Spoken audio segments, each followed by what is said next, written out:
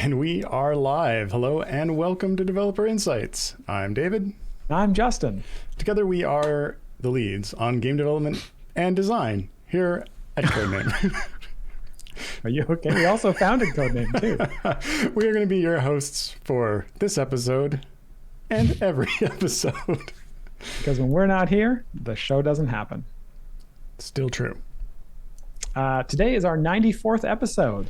And I'm happy to announce that this episode is sponsored by Wheel of Fortune. That's weird. Not at all. Every 15 minutes, we're going to be taking a break to do an Idle Champions related Wheel of Fortune puzzle. I feel like people would prefer we just use that time to answer more questions. Nonsense. People love Wheel of Fortune. It's America's game show. I mean, yeah, sure. Like maybe for certain demographics, but our hip, young, cool players. Listen. We just needed to mention Wheel of Fortune in the intro so that the stream code that you came up with and episode title that you also came up with would make sense. Okay. Well, yeah. So wait. So they're not really a sponsor? You know that. In fact, no. Okay. Yep. I'm being told that legal action is now pending for us mentioning their show on our stream. All right. Good job taking the stage direction there. Anyway, we are here to answer development and design questions about Idle Champions. But if you don't ask any questions, you may have to suffer through Justin's one-man reenactment of him scheming to surprise me on stream. Wait, what? What surprise? Oh, nothing. I want to know more. Too bad. There's lots of questions. It's true. There are lots of questions. All right. As always, we have pulled some questions from the previous show that we did not get to. So we're going to answer some of those while we're waiting for new questions to come in. But before we get to those, I have some. It says we have updates. I think I don't have updates. Anyway, without further stalling for time, let's get started. Yeah, I do have a blank fixes new feature list. I feel like I've come empty-handed. Anyway, we do have a list of in-progress fixes, features, and item requests, starting with making it so that season champions do not appear in the free time gate choice. Have we not done that yet, Justin? I don't know. Okay. With being able to now open 1,000 chests, we would like to take a pass at how many you can buy at a time, a pass on making sure that all of the systems have hotkeys, an option to hide the lower or hide the lower UI, like you can hide the upper UI. I want to confirm that all areas have distractions assigned to them properly. Add the ability to prevent a player from just rejoining a trials lobby if they get kicked. Ordering the favor display, not to just be in ID order. We'd like to add an option to the shop to sort it by price. They'd like to have an option to sort the blacksmith contracts screen by slot. There was also a request to have an option for the default character appearance to be included in the random skin selection, and an increase in the number of blacksmith contracts that you can use at a time. This list is getting longer than previous. We need to get some of these knocked off here, I'm feeling. Especially with the nothing on the fixes features list that were actually completed this week. So I think we could knock some of those off for next week, but don't hold me to it. All right. Let's get into the leftover questions from the prior shows. First question, leftover from last week, is from Rough Rider 1995. And they ask, can Fenn's patron buff get the same treatment that Strongheart's season buff received recently? Yeah, so for folks who are unaware of how these two champions work, Fenn has an ability that increases your progress with patron challenges in her party. So anything that her party progresses patron challenges, she makes it go a little bit faster. And then Strongheart has one that does the same thing for seasons. And recently we did make a change to Strongheart's ability so that it actually works across all parties. So if you got Strongheart in your formation in one party, he will buff your season progress across all parties. And the reason we did this to Strongheart and not to Fenn is because without doing this to Strongheart, we really restrict really what formation or what bench slots we can have champions and seasons in. Basically, if we didn't do this, we wouldn't really be able to have champions in the same bench seat as Strongheart in seasons without really nerfing how much people can progress in that season. The same is not necessarily true for Fen, because it's not quite as important that that you be able to always get extra patron progress. The patron quests are kind of making the assumption that for some of them you won't be able to get that extra progress. But for Strongheart, we didn't really want to do that. We wanted to make sure that if you got the champion and you've geared them up, that you can benefit from that no matter what. So they're similar but different enough that we feel okay making that distinction. Okay, next question. This is, oh no, how am I going to pronounce that? This is from Nizid. Would you consider making Modron core leveling slightly faster? I feel that it takes forever, even with Nordum boosting the XP. Would I consider this? That's a fair question. My inclination right now is that no, I don't think it needs to be made any faster. I guess I am considering it right now. So yes, I would consider it. I'm doing it right now. But my feeling right now is that it's all right. Modron leveling them up to the max level is intended to be kind of a late game activity that does take a little while to do. It's not intended to be something that you kind of, grind away for a couple of days or a week and get done. It is intended to be like a multi-month thing. We did, as you mentioned in your question here, we've got Nordum who can boost the XP, and that can be the amount that he boosts it can be increased with gear. So I think I'm pretty okay with how long it takes to level up Modron cores. We don't add new Modron cores very often as well. It's once every 3 seasons or so, and then whenever we add a new party. So I don't think that is something that we would do at this point. But as always, the caveat with all the answers on this show is that things can change, and I never say never. The next question here is for you, Dave. It's from Pneumatis, who asked, can you make the scroll wheel scroll the zone selection pane like it does in Crusaders? Zone selection. How does it work in Crusaders? I think you can just scroll and it just quickly goes, in increments of 5. And then you can click on it and go to that zone? You can click on a zone to go to it then. Yeah, just like in Champions. Interesting. Yeah. In Crusaders, you mean? Yeah, well. Yes. Both of them function similarly except for this the scroll wheel thing. I mean, we can consider it. That definitely seems like something we could consider. I know it came up on the last show, and maybe this question was sort of prompted by the discussion last time. I think it probably was, yeah. About ways to improve how that area selection worked.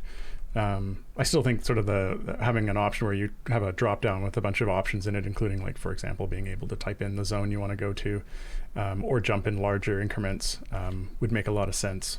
But certainly, if we get to that, considering doing a scroll wheel on it might make sense. But we'll have to see how that drop down works, because certainly the goal there would be to make it as sort of convenient to use as possible. Mm-hmm. So as functional as possible. So. All right, next question. And the next question here is from Monkey House. Have you considered including unconventional character species, like a centaur, that can only be placed in the back row, as a way to get around their non-humanoid shapes? Yeah, I think we've previous times we've kind of discussed if it's possible or how we would implement larger than normal champions. So champions that you might think would take up 2 slots in the formation, or would be like so tall that they're going to be blocking other champion slots. You can see that we have approached that in the past with the flying dragon guy whose name I can't remember. Solak, is that right? Yeah, Solak. So he's riding a dragon around. Obviously, if we put that in the middle of the formation, that would cover quite a bit of your other champions. So we kind of got creative and had a sort of anchor for him in the formation, and then he was actually in the back. So I think we're constantly kind of thinking about that stuff and thinking about creative ways to do those things. So yeah, I mean, I could see bringing a centaur type champion to the game at some point. Definitely. Okay. That's it for the questions from last week's show. On to this week. The first question of the day comes from Delkan. How does the interaction between crit and bud function? Do crits set bud, and is the crit bud higher than the normal hit bud? So yes, crits should be able to hit to set bud. They are normal hits. The only hits really that don't set bud are ones that they themselves are based on your bud. Because if we did that, we'd create basically a little feedback loop where your bud sets your bud, and then your bud could set your bud, and then your bud could set your bud, and it would make your bud higher and higher. It would go very, very high, and then everything would die, and everyone would be in Area 2000, and it wouldn't be fun for very long. So yeah, normal crits can set bud, and if you have a really big crit with a champion who's got a really big crit percentage or a crit damage percentage, then they would set it even higher. Yeah, good question. Okay, next question. This is from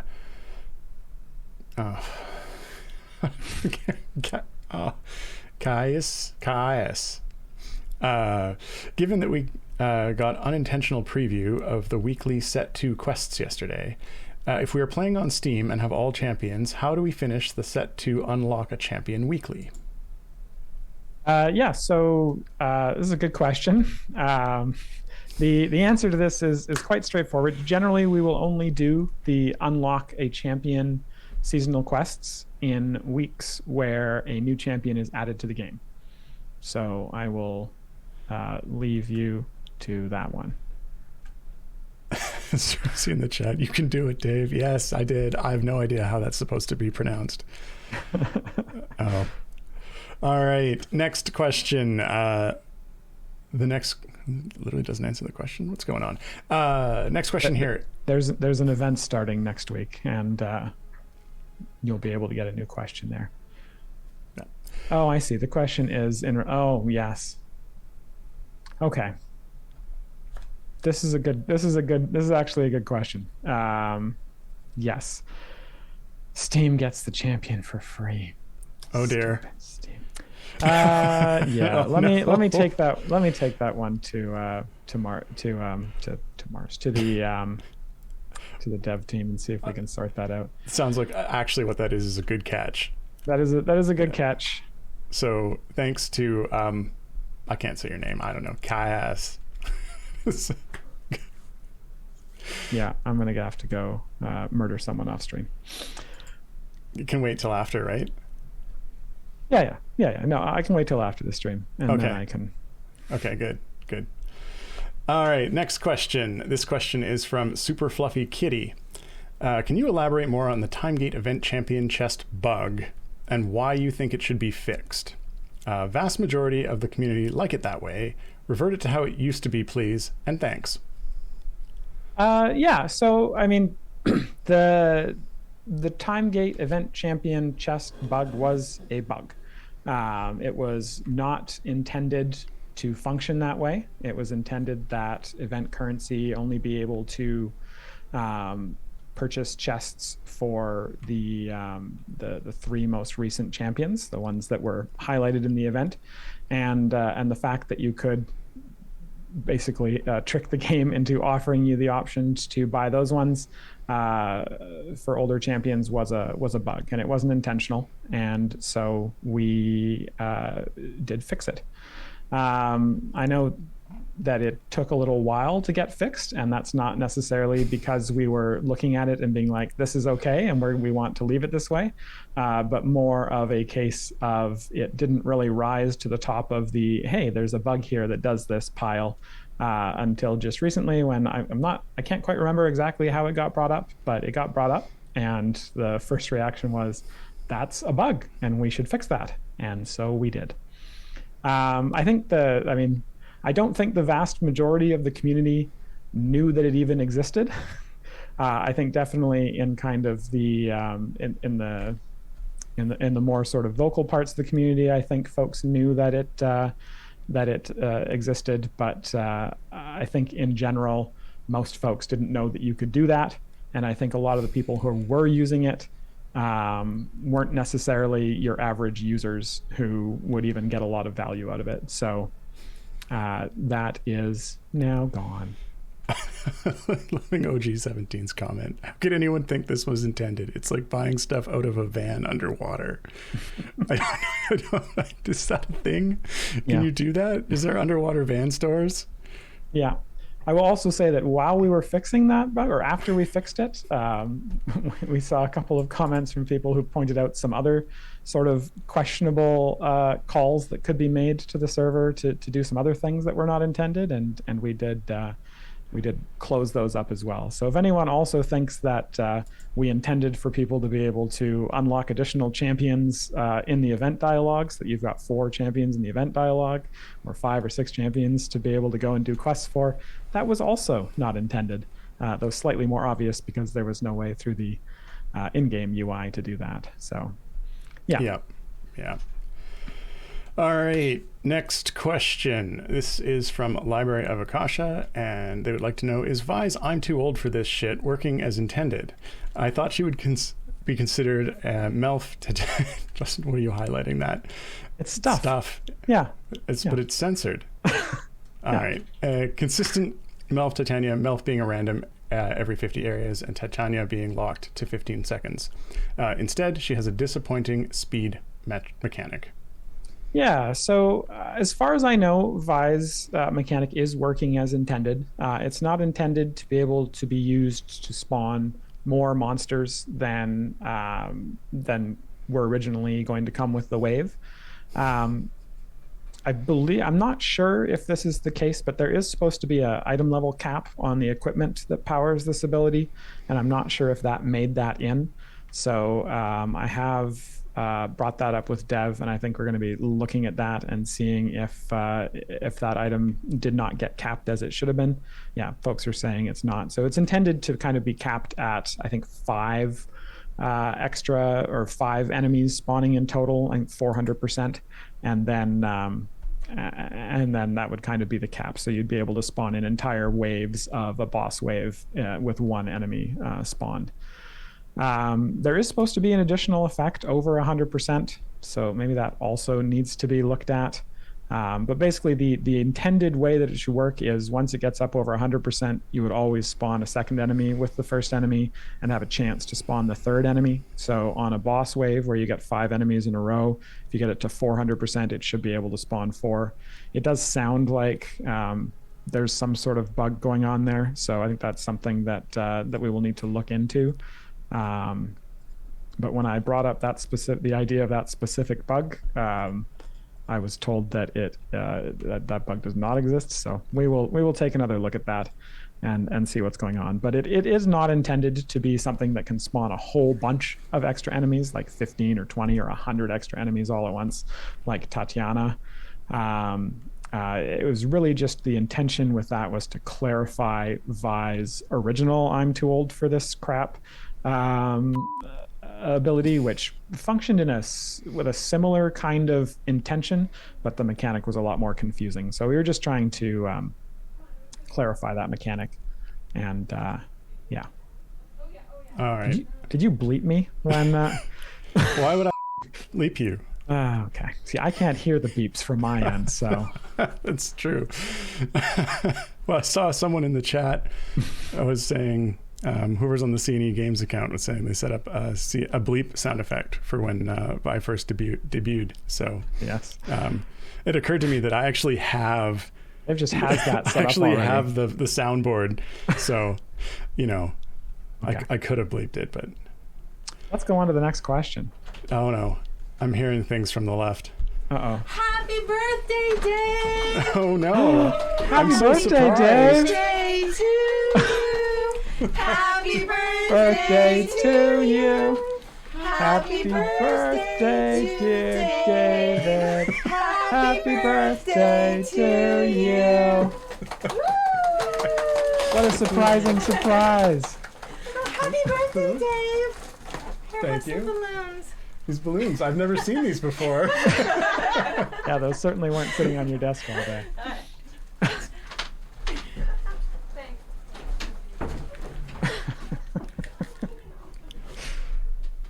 Well done, Justin. Wow, you are so old. I know. Yes, as it turns out, today I learned that you are never too old, in fact, to be embarrassed in front of your entire team by your mother, who showed up under Justin. You allowed this. You half arranged. What did you do? She asked my permission. And I Yes, said, you gave permission Yeah. for her to show this morning with a cake, and it got everyone in the office to sing happy birthday and provided Very these. delicious cake. Because as it turns out, as per this card that I received, that everyone gets to be young once, but my time is over. Because as of Monday, I will be officially old. Well, you know what? 40 is the new 25. At least that's what I'll be telling myself in 2 months. Oh no. Anyway, where were we? We were answering a question about I'm too old for this. Yeah. Somebody asked in chat, so now is David too old for this blank? And then they got timed out by Moobot. Oh no. Sorry, crazy goat man. Oh dear. All right. That's right. Let's see, we have a stream on your birthday, Justin.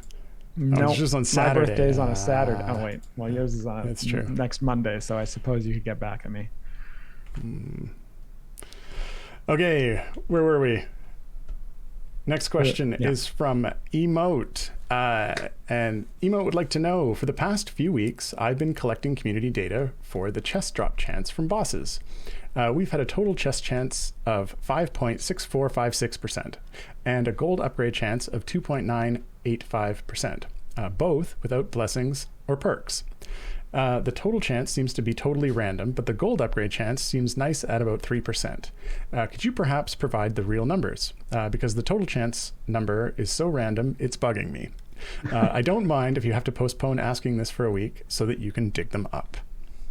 Yeah, so I think we talked about this last week, but Emote, I think you were not around because Ram was asking questions on your behalf. But I think what's most likely happening here is there is a base sort of chest chance, and then there are a couple buffs for it. I think there's possibly some perks, some blessings, etc. for it.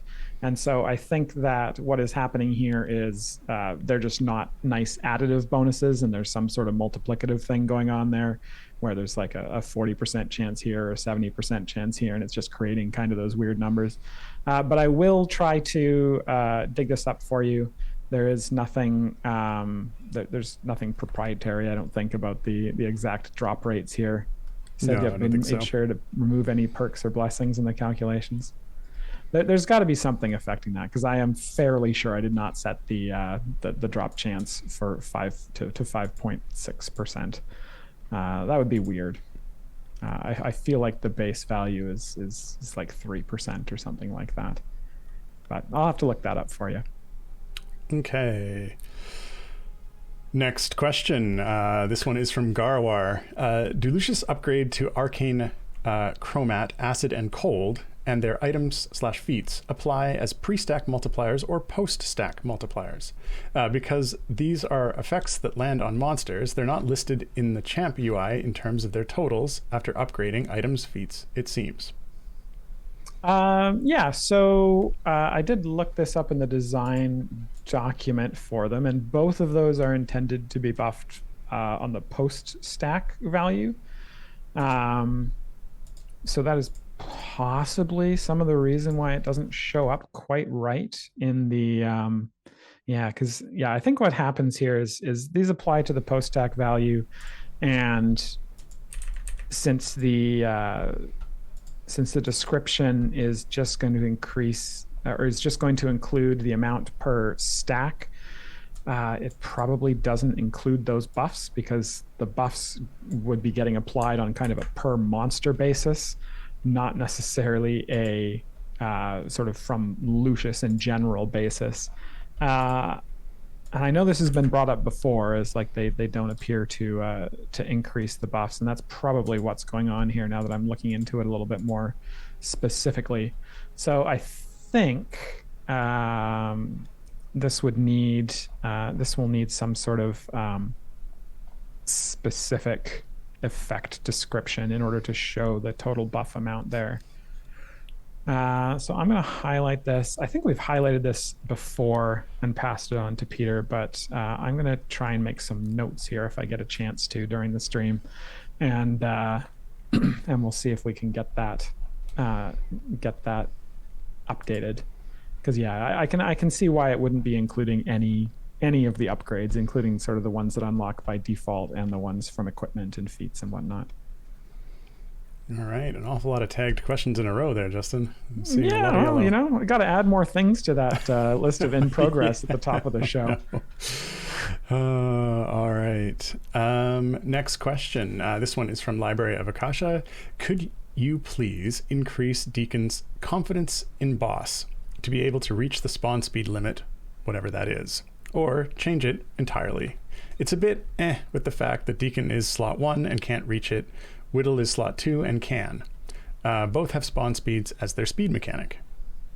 Yeah, I think this is an artifact of the fact that sort of as we've gone further and further into the game, we've gotten a little bit more liberal with our speed mechanics. When we released Deacon way back in year 1 of the events, we were very aware of the fact that speed mechanics can be quite overpowering. And I think we didn't want to go too crazy with it. But I think by the time we got to Whittle, we were like, hey, people are going fast already. Why not just let them go fast? Which, we could argue about the wisdom of such a design decision. But yeah, I think generally, what would happen here is if we got around to doing a season that included Deacon, we would take a look at his speed mechanic and probably try to modernize it at that point. I think trying to sort of modernize individual mechanics on older champions on a case-by-case basis is probably not something that we're going to do. But I think certainly if Deacon was included in the season, we would take a look at that mechanic and figure out where it lies within the kind of more modern speed mechanic range. All right. Next question. This is from Super Fluffy Kitty. With the recent season, are we edging ever closer to Our Lady and Savior Rosie Beestinger getting a much-deserved buff? Yeah, so for season 5, we tried.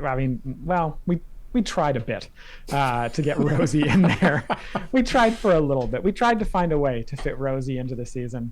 But at the end of the day, we were very focused on getting Omen and Jim as kind of the two main champions to build around in the season, and Jim being sort of the main DPS for the season meant that Rosie she didn't really have a place in the season. So yes, at some point I would like to do a rework on Rosie.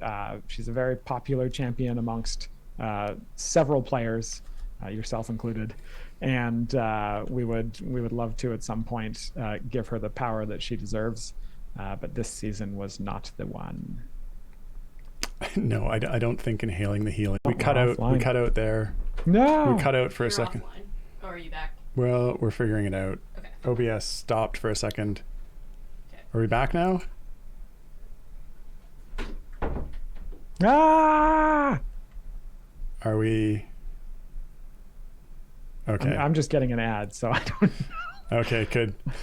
Like something cut out here. I think internet-wise, because we mentioned she who shall not be named. And... Yes. Yeah, I actually lost you for a second there too, Justin. So I'm not sure if we had an internet glitch here. I'm sorry, man. I'll always be here for you, except for just now. You lost me. Okay. So provided we're all back, let's carry on to the next question. Someone said, I think their internet is getting old. The router okay. is, that's for sure. So yes, this next question is from Emote, who asks, would you be able to put the current day number of the season on the season quest dialogue somewhere, e.g. day 2 for today? It would make calculating whether I've completed every single daily or accidentally missed a day so much easier. Midway through the season, it gets difficult to calculate. Yes, day 7. They still suspect nothing. Yes. That sounds like a reasonable request, honestly. We'll see if we can find a place for something like that. I think we've got an opportunity to do something like that. Yeah. Cool. All right. Next question is from Library of Akasha. The +2 charisma feat for Whittle and the +1 and +2 charisma feats for Melf are both eligible for Zariel, please. Oh, wait. Nope. They're asking that they should be. Yeah. Both. Honestly, it's amusing to me how low Melf's charisma is for an elf. Anyways, speed. Yes. Someone wants some more speed for Zariel. I'm shocked that Library of Akasha would be asking for this stuff. So yeah, I think that much like sort of my answer to the previous question about Rosie, when we do season reworks, we do look at champions feats, and we look at patron eligibility feats, and that's something that we add. You can see for this season, we've added a bunch of patron eligibility stat feats to a bunch of champions. So yeah, I think these would come when we get around to doing a Whittle and or a Melf season. And I think Whittle is closer than Melf, but I'm not sure. I'd have to look at kind of our schedule for the next bunch of seasons. Okay. I think we've got a giveaway happen. It says it's happening in a few minutes. I don't know if that means it's happening now or we got to vamp for a few minutes before it's happening. Let's just do the next question and then we'll do the giveaway. Sounds good. Next question here is from Garwar, asking, can you just declare that the core 12 champions will not be getting full dismantles, only legendary dismantles upon any rework they receive, so that Jam Jam can get some love? We don't need her to be god tier, but functional would be nice. Wow. Yeah, I mean that's a fair question. And yeah, I think for folks who aren't aware, sort of we've previously said that we prefer not to put core 12 champions into seasons, because traditionally the champions that we rework in seasons get full dismantles, which means that every gold chest, silver chest, etc., that you've opened that goes towards those core champions and the other evergreens would just turn back into blacksmithing contracts, which is a little bit too powerful, which we discovered when we did our very first full dismantle for Ashara. So I think we want to stick with that for now. I think I agree that it'd be nice if Jamila got some love, but I think for now we're not looking towards the core champions for reworks in general. All right, this here says that the giveaway is happening after this question, which means I will start to talk about the giveaway. I'm going to guess that the giveaway keyword is going to have something to do with those balloons behind you. But if not, then I guess I'm bad at guessing things. Anyway, this is the time, the part of the stream where we do a giveaway of 42 chests of your choice. The way it works is there will very shortly be I was wrong. I'm bad at guessing things. There's a keyword that you write into chat. If you write that keyword into chat, you are automatically entered into the draw. After a couple of minutes, we will pick a random name and you will be able to get 42 chests of your choice. It can be any type of chest in the game with the exception of Gloria Bahamut chests. So you could do just regular gold chests, I guess, if you wanted those, if those would be useful to you. You could do gold chests for one of the season champions. You could probably even ask for season 5 gold chests. Even though there's no other way to get those except for through the season. So that would be some like big brain play. And if you're worried about radiation, you can get some lead chests. Yeah, and if you need something conductive, copper chests. And if you just want something shiny, chromium chests. These are good options. Yeah, but I should mention probably that it has to be a type of chest that actually exists in the game. If you ask for a type of chest that doesn't exist in the game, you will get no chests and you'll be banned from the stream. If you want a chest that makes a great child's chew toy, cadmium chest. No. Oh, okay. No, do not give your kids cadmium. You want a chest that keeps you mentally healthy? Mercury chest. That's the. No.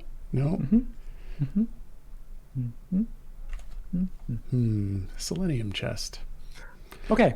Let's move on to the next question. Anyway, the next question is... Keep your lithium chests away from water. Let's just say that. Or oxygen. I guess, I don't know. The air. Atmosphere, yeah. Yes. Not a good idea. Okay, the next question is from Super Fluffy Kitty. This question is, when is Justin's original crit design change getting implemented? Can you tell us what your original crit design change was? Yes, I'm glad you asked about this. So several episodes ago, many months ago, I did mention that the original idea for crit was that each additional crit you did Spicy chat comment there, Justin. Yes, well, they're not wrong. Each additional crit you did, sort of if you got like a double crit or a triple crit or a quad crit from having a very high crit chance, that would apply your crit multiplier again multiplicatively. And so I was like, that was my original design. It was supposed to do that. But instead it got implemented so it applied it additively. And so after that stream, I went away and I looked at some numbers, and it is never getting implemented. It's a horrible design. I'm a bad designer, and I should not be allowed anywhere near crit designs. But yeah, so it's not that is not going to get implemented. We are going to leave the crit design as it is. It's unfortunate because it does mean that crit damage multipliers scale up less quickly than crit multipliers, but I guess it's okay. Okay. Next question. Oh wait, this question's got. It's not for you at all. This one's blue. That's weird. What does that mean? Oh, it means I get to ask you. Oh wait, no. We got to figure out who wins the thing. There's a drum roll. It's a very large drum roll. It's all in caps. It's got a bunch of dots. Draconian Marlin has won the giveaway. Congratulations, Draconian Marlin. Some sort of dragonfish? Dragonfish, I think so, yeah. Yeah. Cool. Okay, the next question here is from Library of Akasha, who asks, could you add a tab in the season dialogue so we can see the new season champion achievements as a reminder? Yeah, that's kind of a maybe. I'm just trying to picture how do we have a consistent number of new season champion achievements, Justin? So it feels like it's based on the redesign. Yeah, generally when we do a redesign, if the old achievement will work with the redesign, we will leave it as is. I don't think we've actually ever sort of proactively replaced an achievement design. But if we've changed the abilities such that the old one is not possible anymore, then we certainly do get rid of it and put in a new one. Now, could we instead have a season quest that is to complete the achievement for that champion, and that season quest shows the progress of the achievement? Oh, that's some big brain play there, dude. I think that, and then it doesn't need a tab. It just occurs naturally in the quest tab. That's true. So I'm just trying to save myself having to do more UI design. I guess that works. Yeah. I'm seeing some mild approval from the chat. I think. Okay. It would have to be I guess it would have to be a week one quest or a quest that's obtained in some other way, so that it doesn't.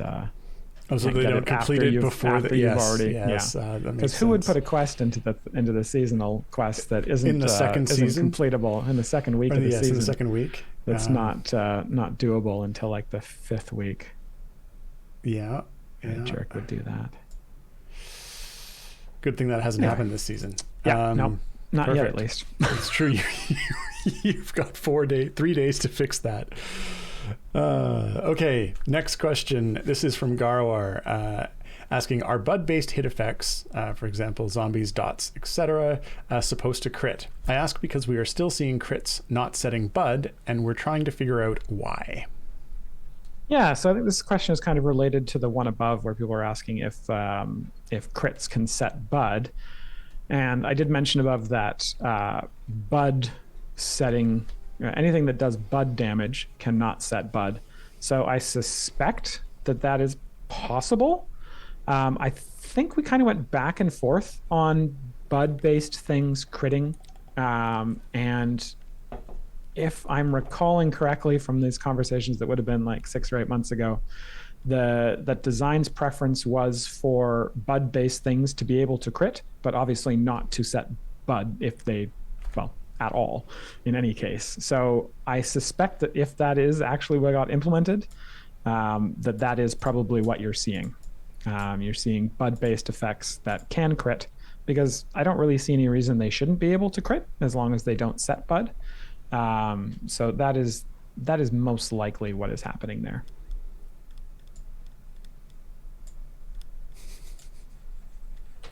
Next question is from Hunters UK, who asks, can we have the skin random chosen on each adventure start be able to choose the no skin? I feel like I've seen this question every week for weeks now. Yeah, actually, I highlighted this because we did talk about this at the top of the show. I put this in as something that I thought we should add as a setting for it. I'll probably bury that in the settings so that it doesn't get accidentally turned on. But yeah, at the top of the show, I think I described it as an option for the default character appearance to be included in the random skin selection. So I think that's a fair request.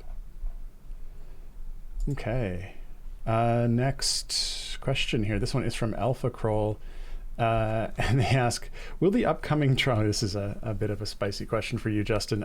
Will the upcoming Trials update get a theory craft with the players before the release, so we don't need another update to fix it and make it more the way the players want it?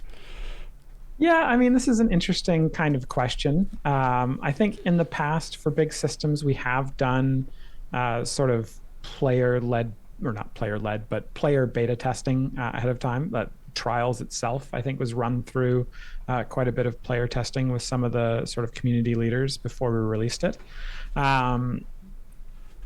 With that said, I think with some systems, we do think doing that kind of stuff is useful, and with some, we think they're more kind of straightforward. So for example, I don't think we did any sort of player testing with Seasons before we released it, because we were like, this is a pretty straightforward system that doesn't need a lot of testing. But with Trials, as I mentioned, we did do some player testing with it. So I'm not 100% sure where the sort of the Trials update will come down. Yeah, I'm not 100% sure. We have, in previous games, we have had sort of player councils that we've run new stuff by prior to the release of things, even if we're not doing like private beta testing on it. And the idea does have some merit. Currently, right now, we have a couple of folks in the community that we reach out to kind of get a temperature on things before we roll them out, if they're kind of more major things.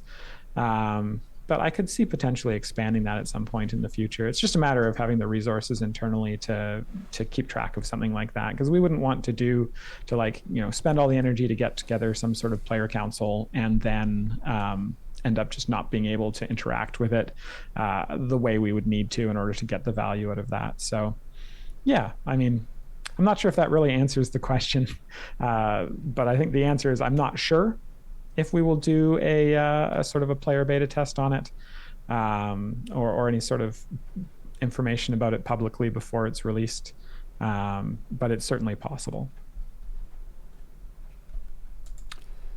All right, next question. This is from OG17. The season blog listed Morgaine for vague balance changes, which was soon removed. Is this coming later or dropped entirely? Yeah, I can provide some insight on this developer insights program. So the initial plan for season 5 was to include Morgaine and some of the other kind of affiliation adjacent champions that weren't in the core 5, with basically some numbers balance updates. At the end of the day, we decided not to do that. But unfortunately, we were building the blog based off of sort of the initial design, and it just didn't get noticed prior to release that that stuff had not been done, and so it was included in the blog. And as soon as we noticed that it was there but not actually done in the game, we removed it. So there are no plans at this point to do those balance changes, and I think what is more likely is at some point we will loop back around and have a second season focused on the sort of AC Inc. C Team champions, and at that point I think we would see probably some bigger changes for Morgaine and the others who were missed in this one. Okay. Yes, Walnut specifically. Walnut, Rosie, Morgaine, Cathris, and Donar. There we go. There's a fun season. Next question. This is from Raphael 90,340. It's quite a few Raphaels. About future champions. 1. What are the chances of getting a Mind Flayer champion in the future? 2. What are the chances of getting a champion that directly interacts with click damage, not indirectly like Talon, Nova, and Penelope? Why am I saying that wrong? Penelope. 3. Champions that start as one class, i.e. fighter, but one of their spec choices changes their class, i.e. ranger. And maybe after the class change, their stats also change, or at least their skill. This would not be multi-class, only stats and class. All right. 3 and 1. Yeah, okay. So what are the chances of getting a Mind Flayer? This is 3 questions in 1. How did this happen? What are the chances of getting a Mind Flayer champion in the future? I think that is certainly possible. Obviously, there's a lot of focus and hype around Mind Flayers and Mind Flayer adjacent champions right now. So I would not be surprised if we do a Mind Flayer champion in the future.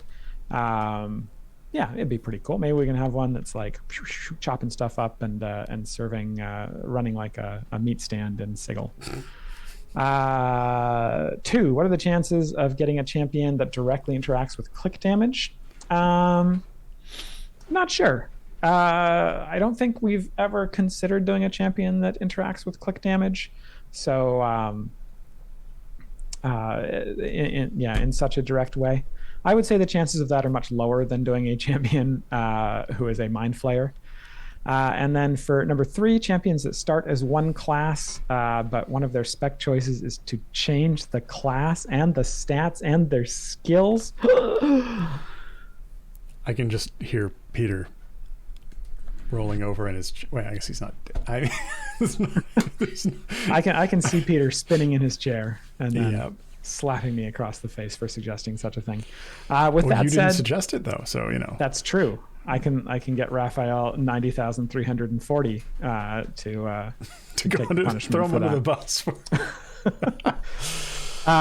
Yes, but I think it's an interesting idea. I would say the odds of that one are higher than the odds of a click damage champion, and probably roughly equal to the chance of a Mind Flayer champion. Okay. # mild spoilers. # blame Chris. He's not here to do the spoiling, so someone has to do it. Next question. This is from Loopy79 asking, can we get an acquired by section in the champion information cards, displaying, for instance, starting champion, Icewind Dale champion, Simulator 2, etc., as appropriate for the various champions? Yeah, I mean, I think that's an interesting idea. I'll have to think about that. So one of the things that we are working on actively right now is an update to the collections dialogue. This is something I've been hyping up for years now at this point, but we are actually working on it. I think we're like 60 or 70% done, which would have a lot more information about individual champions and stuff like that. So I think that it's possible that this could be something that we can throw onto that dialogue. And if it's not something that comes out with the initial release of the collections dialogue, then it's certainly something that we could add to it down the road. I think the collections dialogue, I think at this point, we're just trying to get it done enough that we can start to show it to you folks. So I would not expect the initial release of the collections dialogue to be the final release of the collections dialogue. So if once we release it, there's stuff you would like to see on that, Stuff like this, for example, if we don't get it on there in the initial release, then we're going to have some fantastic dev insights after that, where we can just color absolutely everything yellow, which is the color that we color things when we want the dev team to implement them. Yes. Sorry, I was just seeing the comments in the like, how far is the collections thing? Is it real? Is it ready? It's like it just makes me think of poor Nick Wilson, who's working on it. And it's at the beginning of the week, his weekly objective. I'm working on collections. And then every day, what did you do yesterday? Collections. What are you working on today? Collections. One day he'll get to say something different again. He's getting very predictable in those things. Yeah. Okay, next question. This one is also from Loopy79. Jim's new ability to apply skins is fantastic, but such a waste having it only last until the area change. Not even enough time to notice it happened, much less to enjoy it properly. Can we get that ability changed to persist until something overwrites it? Either a reapplication of the same ability, a manual skin choice, or a randomizer skin change? Yeah, I think it's an interesting question. I agree that certainly, if you're blasting through areas and Jim changes the skin, then you don't really have an opportunity to enjoy it. With that said, it is intentional that it is temporary, because we don't want to diminish the power benefits of having paid for skins in some way and having those on your champions, which is something that does minorly buff Jim's support abilities. So I think that Reconnected.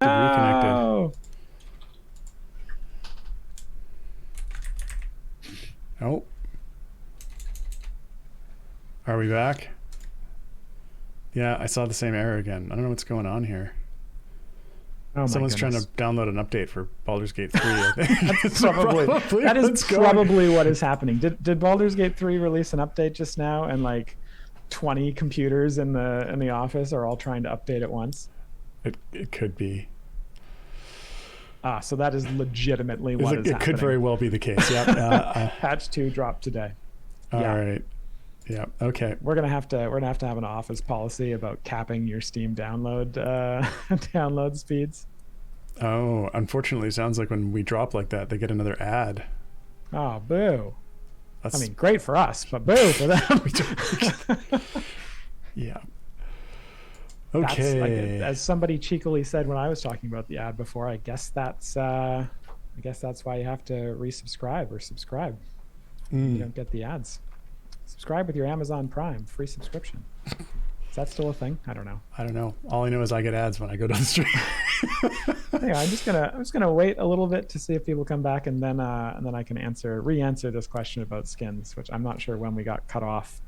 Maybe someone can let me know exactly where in my explanation. Most of the way through, but and then we may have time for one more, and then I think we're running out. So okay, all right. Well, the TLDR on the skin stuff. I said I think. Okay, great. And then it cut out. Okay, so so I think with skins, I don't mind the idea of skins kind of potentially lasting until the next boss or something like that to persist a few areas. But obviously we don't want to diminish the power boost that people who have paid for skins and purposefully have skins on their champions to buff up Jim's Fashion Week ability. We don't want to diminish that too much by having it be sort of permanent to the end of the adventure. So yeah, I think it's something to think about, but I don't have a specific sort of update for that right now. And we want to do this one last question here from also from Loopy79. They got a bunch in a row. And they ask, can we get distraction timers to persist from one area to the next, similar to the way Spurt's ability counter was changed? When completing areas quickly, distractions will never have time to spawn, meaning distraction patron chores require specifically sitting in an area and waiting, rather than doing them while playing the game. Not a fun gameplay mechanic. I agree. Yeah, I mean, that definitely sounds like an oversight. I think we could probably make that happen. I'm going to tag it, and we'll get someone to look at that, because that certainly I don't think would have been the intention. That just sort of was an oversight. Yeah.